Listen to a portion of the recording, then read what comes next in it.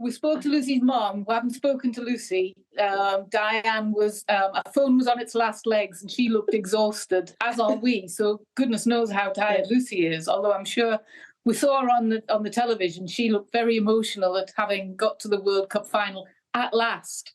So yes, we'll look forward to catching up with her soon. Yeah, and probably take a day or two. Yeah, it probably will take a day or two, won't it? Lucy, you'll have seen her post-match interview on the TV. She was very emotional. Yes. As you just said, Julie, third time lucky, not just for the Lionesses, but for Lucy as well, who played in the last two World Cups. Just can you sum up what this means for her? Because she even said herself that she was struggling to find the words. Well, I can only say, I mean, we were in Lyon the last World Cup when we got knocked out, and it was just heartbreaking to watch Lucy's pain. It's the one cup that she's always strived for, dreamed of, and it's a dream to win the World Cup. So to get through to the final, yes, she's a very stoic character. So to see her that emotional on TV it made me cry. You weren't alone. I think the Lionesses had most of the nation in tears today. Happy tears, happy tears. Gloria, the bond between grandmother and granddaughter is just so special. It's a really special bond. Talk to me about what Lucy was like growing up, because I know that her mum, Diane, has said that she wasn't interested in football until Lucy turned 11, and she was told by the boys' club that she couldn't play football anymore from that age onwards because she was a girl. Talk to me about what it was like growing up with Lucy and her being so interested in football. Well, it was fine, but I mean, her mum and her auntie had more to do with it. Once they said that they couldn't play football because they took up the sword, so to speak, and said they're not going to tell our Lucy that she can't play football because she's a good footballer. And they chased up every avenue that was necessary to chase up so that they could get it.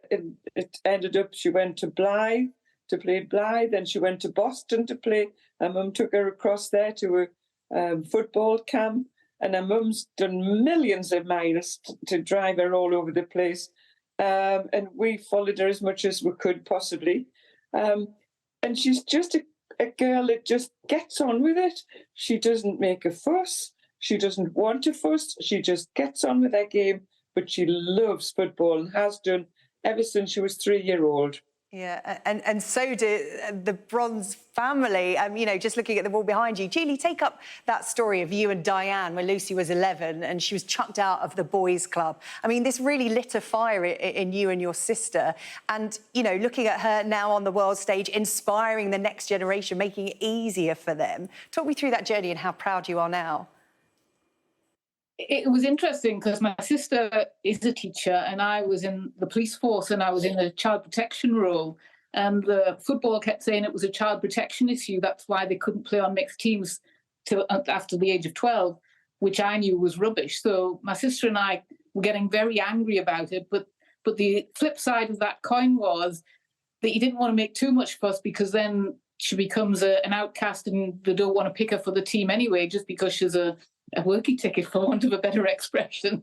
So it was a fine balance between pushing boundaries, but not upsetting too many people that didn't want her to be part of the whole route going forward. But it was Diane really taking her to North Carolina. She went to play for the Tar Heels at age 17, and Lucy always said that was a light bulb moment. That's when in America she saw the possibility of them encouraging you to play as a footballer for life, you know, to play it for a living, to play it as a way of life. And that opportunity had never presented itself in this country. And she hadn't even seen it as a possibility. There were no role models. There was nobody before her. There was no such thing as a professional female footballer, which made my sister and I very angry. And Lucy now says she can remember Diane and I being so angry. And she said, I didn't really understand you being angry. I was just playing football with my mates. They were boys, but she was just playing with her mates, and she didn't understand the politics behind what we were angry about. And that's how it should be. That's how it should be. And it's down, you know, it's not just down to the Lionesses, but, you know, the families behind them, like you ladies, that, you know, are inspiring the next generation and hopefully making it easy for girls. I do just have to point out, Julia, that one of the most Googled things during the semi-final was Lucy's middle name, which people found astonishing that it was Tough. It's your surname, and Lucy is Lucy Tough Bronze. It's true, I can confirm it with her family members. Just explain how that became her middle name.